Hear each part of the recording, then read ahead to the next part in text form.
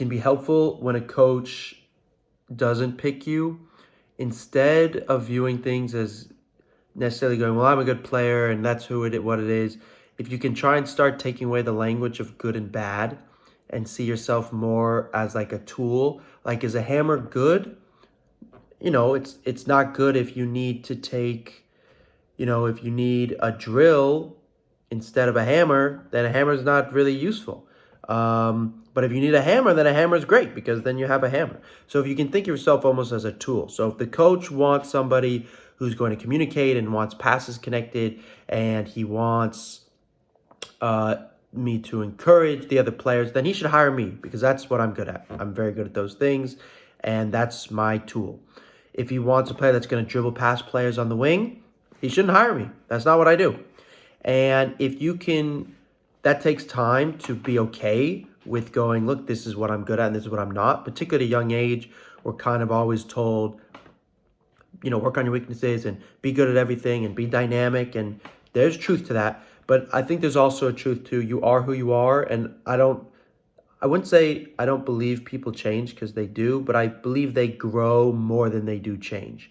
So, for example, in my case, I'm not all of a sudden going to, if I practiced all the time, drilling past players, yeah, I would get better at it for sure.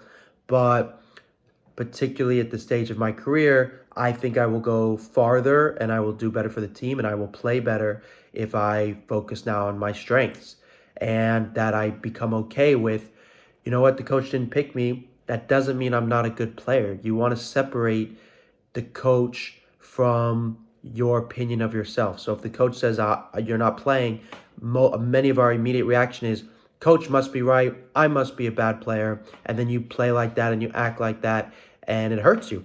Now, it makes sense that it hurts your feelings when your coach doesn't pick you, but you more want to side on the area of, you know what, that is my coach's opinion, and another coach will have a different opinion, another player will have a different opinion, and what is your opinion? Your opinion, you might agree with the coach. You might even go, you know what, I know who else plays my position. He's good. Like, I would have picked him too.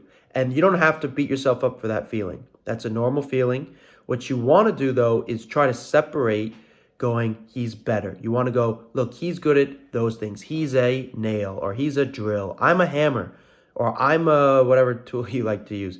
You want to go, we are different. We're not the same. You don't want to compare the two of you. He will put you in for your tools and he'll put him in for his tools. And there's really not a better and a worse. And you will want to keep going back to that because it's kind of human nature. He's better, he's richer, he's stronger, he's faster. But you want to go, and this is a bit more objective and not quite subjective, as you go, we're different. Like, that's the truth. Being good and bad is subjective, different is objective.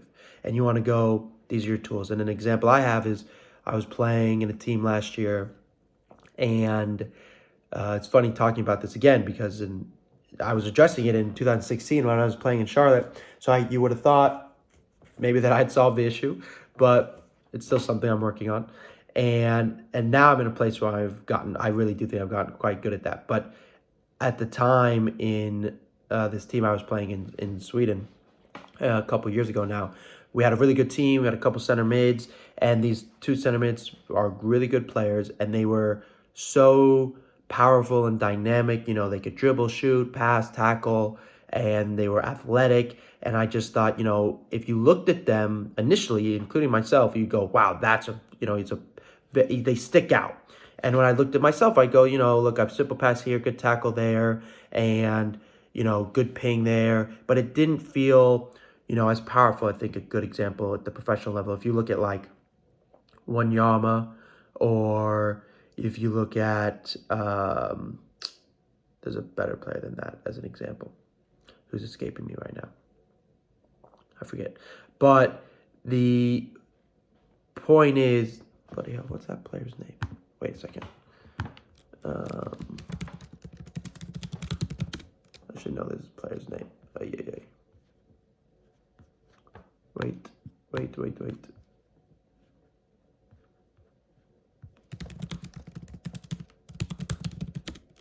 Plays for Liverpool, plays center mid. I don't know why his name's not coming to mind. Wijnaldum. Thank you. Okay, that was Wijnaldum. Wijnaldum, like if you look at Wijnaldum, you're like, oh my goodness, powerful, strong, forward, good feet. And then you might look at like Henderson obviously provides so much on the ball, but he doesn't drive past players the same way. I've forgotten his name again. What the hell's happening? Wijnaldum. The same way Wijnaldum does it. So, from that perspective, I would just say that if you can separate yourself and go, look, I'm a hammer, he's a nail, he chose a nail today. Next time he needs a hammer, I'll be there. And you want to separate yourself from those two things. I think that would be really beneficial.